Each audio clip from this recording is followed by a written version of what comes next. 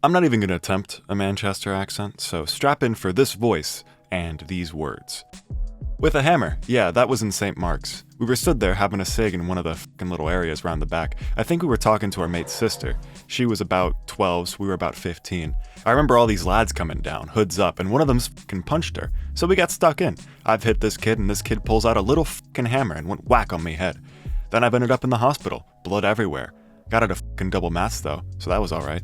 From that day on, it was like as if something had fucking clicked. I started hearing music. It started making sense.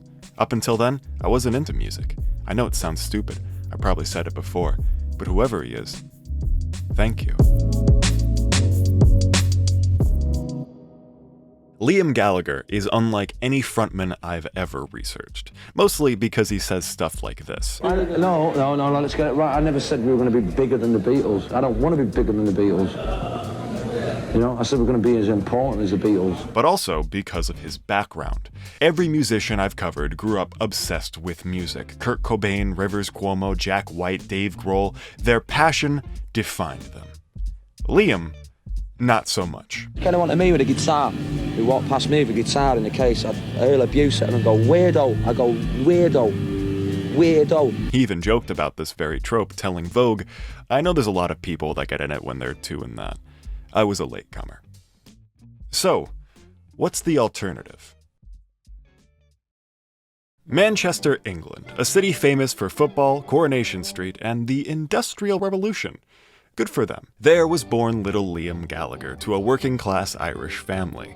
A little late to the party, unfortunately. His two older brothers, Paul and Noel, were 5 and 6 years older than him respectively, and had a much closer bond with each other than with their baby brother. And yet, when time came to move house, the oldest Paul got his own bedroom, while Noel was stuck with Liam.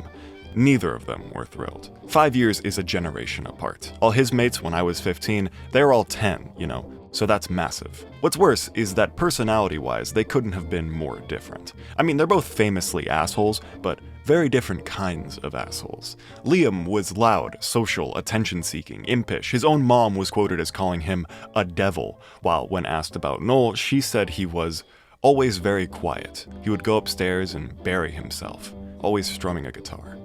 Noel fits the classic archetype I mentioned earlier, the kid obsessed with music. As for the roots of this obsession, it's complicated. Noel does give his dad partial credit, as Tom Gallagher was a DJ with a huge record collection and a guitar Noel could swipe, but he was also a massive piece of shit, so we won't dwell on it. Gallagher more so credits being a middle child anyway, but really for Noel, there was no one influence or event that would inspire his love of music.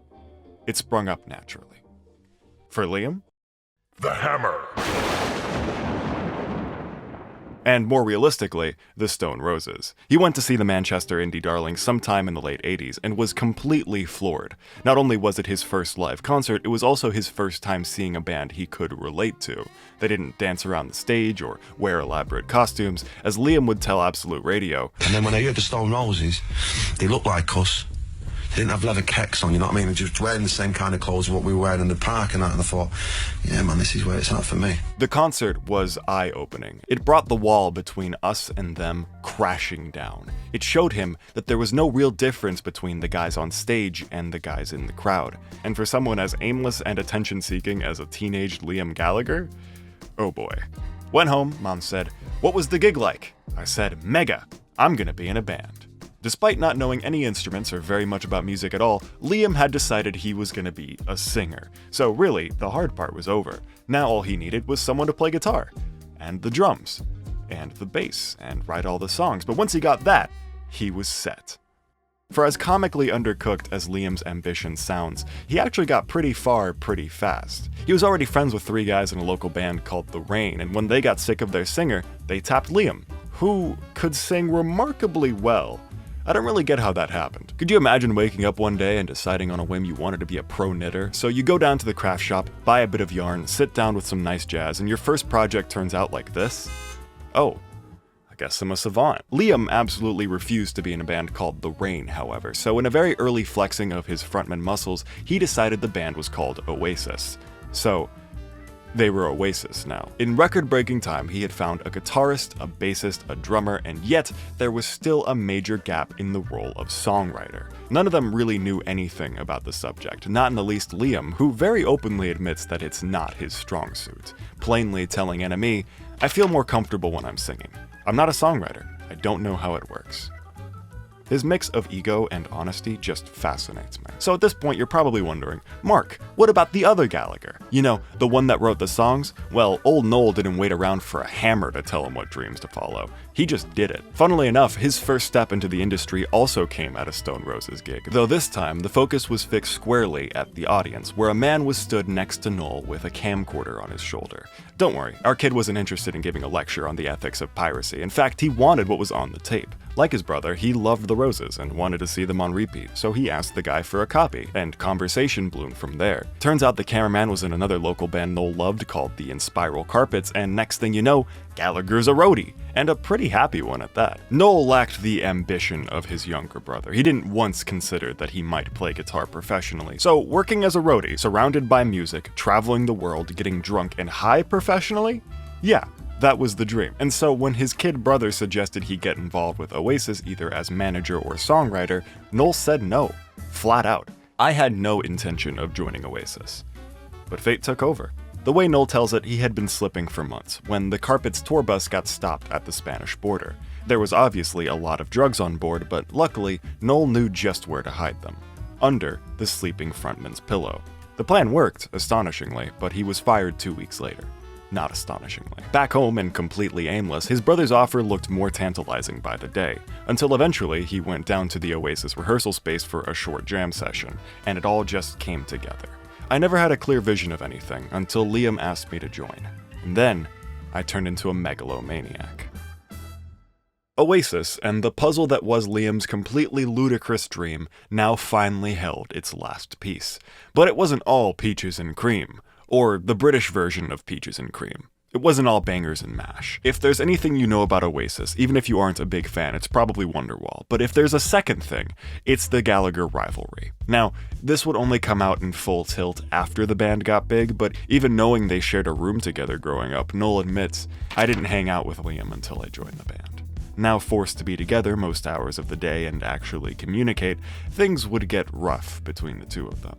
Though ultimately what was fueling their frustration at this point was just the stark lack of growth. Somebody who'd worked for one of the biggest bands in Manchester, and Spiral Carpets, really should have had a head start. But we didn't. But what we did have was the tunes, and when the music was shit for the first 18 months, 2 years, we never gave up. 2 years is the time frame most of the band throws around. 2 years of nothing but steady rehearsal and disappointment, especially from Liam. Liam wanted to be king of the earth, if possible, but at the very least, they were improving.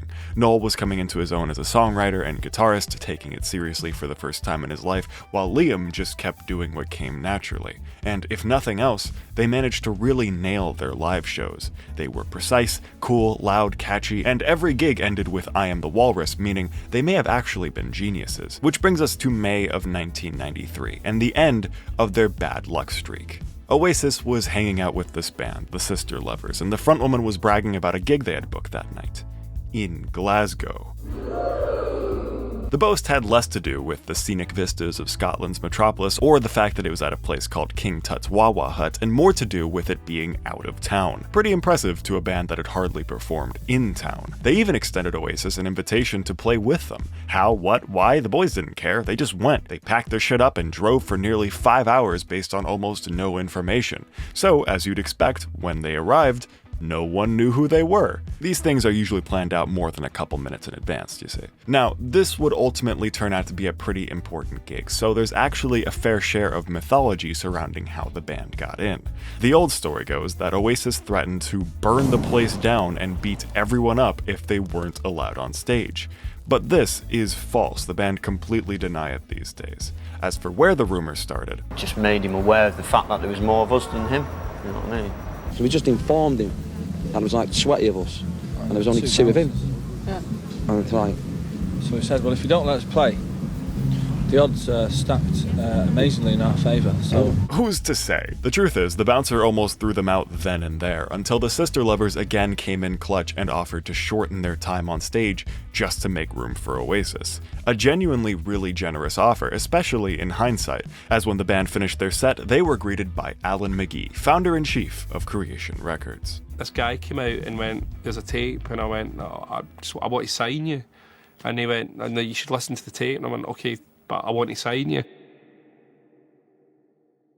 I often think what would have happened if he'd not been there that night. The arrogant side of me thinks we would have definitely got a record deal and changed the fucking world and blah blah blah because these songs were too good. But really, if it had been someone else, I don't know. Under Creation, the band would release their first 3 albums, without a doubt cementing Oasis as one of the top acts of the decade. But none of this would have been possible if not for a few remarkable coincidences. Or, as the Gallaghers call it, fate. Fate fired the Rain's singer, fate pissed off the Inspiral Carpets, and fate nearly got their asses kicked at the Wawa Hut. Unlikely setbacks with unlikely outcomes, all thanks to fate and a hammer. Somebody hammered the music into him. He's got a lot to answer for, hasn't he? Hey, if you liked the video, like the video. If you like me, subscribe. I have more videos, so you should watch those videos. Thank you. Special thanks to these fine sources and to you for watching till the end. Leave a comment to let me know you did, and if you want more Oasis. I'm gonna leave now. Goodbye.